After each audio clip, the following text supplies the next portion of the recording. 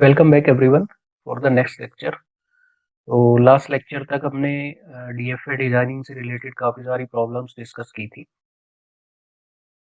तो अभी हम next machine of finite automata आज स्टार्ट करेंगे, दैट इज एनएफए और एनडीएफए, राइट। तो अगर हम क्विकली रिकॉल करें एक बार, तो फाइनाइट ऑटोमेटा के हमने दो टाइप पढ़े थे। So one is without output, जिसे हम बोलते हैं acceptors, and other one is generators, that is known as finite automata with output। ठीक है,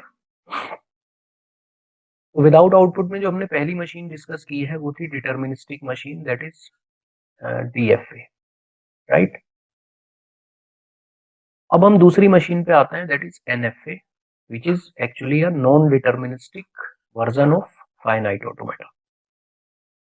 ऑलराइट, तो हम समझेंगे। हमने वैसे डिटर्मिनिस्टिक का मीनिंग पहले ही समझ लिया है कि डिटर्मिनिस्टिक का मीनिंग क्या होता है कि अगर आप एक स्टेट पे हो, लेट से आप क्यू नॉट पे हो, तो क्यू नोट से अगर एक सिंबल आता है एज अ इनपुट ए, या कोई भी सिंबल है, तो जो ट्रांजिशन है वो सिर्फ एक ही स्टेट पे हो सकता है। So there is only one possible transition from a state on a particular symbol, right.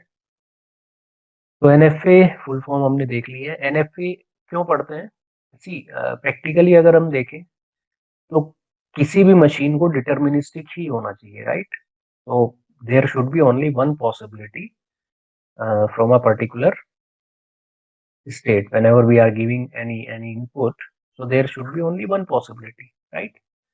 Now the question is कि why we are studying this NFA? So इसका आंसर जो है वो सबसे पहले पॉइंट में ही लिखा है, NFA is easier to design as compared to DFA, यानी किसी भी प्रॉब्लम के लिए NFA डिजाइन करना इजी है।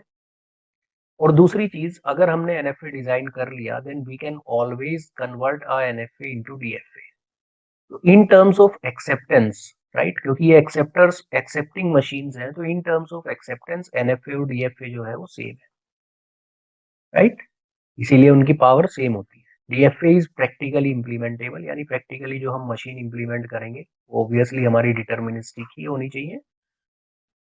और जो एनएफए है हमारा, वो सिर्फ एक हाइपोथेटिकल मॉडल है, यानी वो एक इम्प्लीमेंटेबल मॉडल नहीं है। Every DFA is an NFA, right. Every deterministic machine is an NFA, but every NFA is not a DFA. It needs to be converted into DFA. वो conversion भी हम आगे पढ़ेंगे। In NFA, for any symbol, there may be more than one states for a transition, right? किसी भी symbol पे हो सकता है, जैसे आप Q नोट पे हो, सिंबल A आता है, तो like you may go to Q1 as well as you may go to Q2 also on the same input, right? So this is possible in case of NFA. और अगर हम acceptance की बात करते हैं, तो एनएफए और डीएफए जो है, they actually accept same language, right. तो अगर कोई भी लैंग्वेज है, लेट्स से कोई लैंग्वेज क्या होता है, सेट ऑफ स्ट्रिंग। तो अगर कोई भी स्ट्रिंग है, लेट्स से 1010, तो अगर इसे एक एनएफए एक्सेप्ट कर रहा है, if it is accepted by NFA, then it will always be accepted by a DFA also, and vice versa, right. Okay, अब हम एनएफए को फॉर्मली डिफाइन करेंगे। सो लाइक डीएफए, एनएफए के अंदर भी हमारे कितने टपल हैं? 5 टपल हैं। सबसे पहला क्यू वही है जो डीएफए में था, finite non empty set of state. Then sigma, again it is a alphabet, तो alphabet is what? That is finite non empty set of symbols जिनसे स्ट्रिंग बनेगी। Then we have delta, that is the transition function. Q naught, that is the initial state, and F is the set of final state, right. अब सारे tuple same है, तो difference कहाँ पे आता है? तो डिफरेंस आता है आपका ट्रांजिशन फंक्शन में, okay. So if you remember the transition function for DFA, so it was defined like this.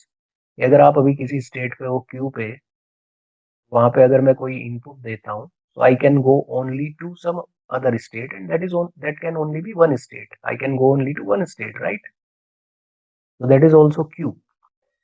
अब यहाँ पे क्या है, स्टेट भी होगी, इनपुट भी होगा, लेकिन यहाँ राइट साइड में हमारा क्या होगा, कहाँ पे हम जा सकते हैं, ओके। हमारी रेंज क्या है, वो चेंज हो गई। पहले रेंज हमारी सिर्फ वन थी, only one state we can go, but now we can go to 2 raised to the power q state, right. तो अगर मेरे पास लेट्स से जो Q है वो मैंने ऐसे डिफाइन किया है, सपोज Q0, Q1, दो स्टेट है मेरे पास, राइट, मेरी मशीन के अंदर दो स्टेट है। तो अगर मैं पॉसिबिलिटी देखूं तो यहाँ पे if you remember the power set, अगर मैं Q का पावर सेट लेता हूँ 2 raised to the power Q, है ना, that is the power set of Q। तो इस पावर सेट के अंदर I can have 4 possibilities transition की। अगर लेट्स से मैं Q0 से ट्रांजिशन की बात कर रहा हूँ तो मेरे पास 4 पॉसिबिलिटी होती है। पहला क्या है कि कोई ट्रांजिशन हो ही ना, right, that is also possible in case of NFA की कोई ट्रांजिशन, किसी सिंबल पे कोई ट्रांजिशन हो ही ना, राइट। दूसरा क्या हो सकता है कि हो सकता है सिर्फ ट्रांजिशन Q0 पे हो रहा हो। तो अगर एक ही स्टेट पे ट्रांजिशन हो रहा है तो वो क्या है, वो डिटर्मिनिस्टिक है।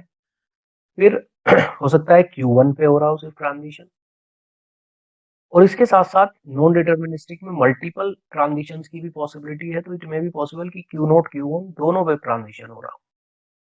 तो ये बेसिकली क्या बन गया, this is the power set of Q, 2 raised to the power Q, right.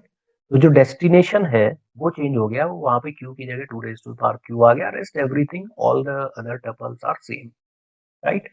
और फ्लो क्या होने वाला है कि सबसे पहले हम क्या करेंगे, क्योंकि NFA बनाना इजी है, सबसे पहले हम NFA बनाएंगे, फिर हम उस NFA को कन्वर्ट करेंगे इनटू इक्विवेलेंट DFA। तो वो कन्वर्जन हम कैसे करेंगे, टेबल टू टेबल कन्वर्जन करेंगे।